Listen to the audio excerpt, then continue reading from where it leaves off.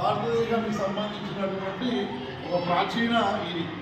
దీంట్లో ఏముంటుంది అసలు? ఫస్ట్ మీరు యోగా నేర్చుకుంటే మా గురువు గారు వాళ్ళు 2 చేతులు దగ్గరకు వచ్చేసి ఆటోమేటిక్ నమస్కారం గురువుజీ అంటే అర్థమైందా? అంటే అక్కడి నుంచి ఒక క్రమశిక్షణ కూడా దీంట్లో మిళితమైంది.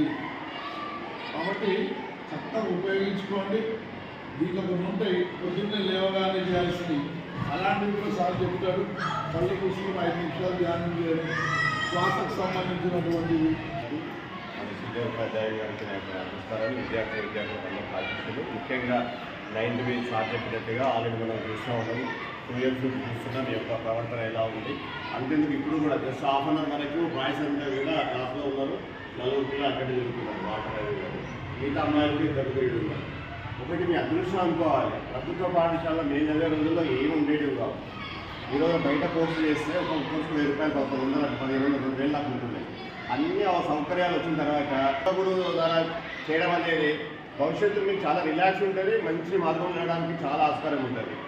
కాబట్టి మీరు 100% మారడానికి యోగా అనేది మీకు ఒక ఆయుధం లాంటిది. ఓకే, నాకు అవకాశం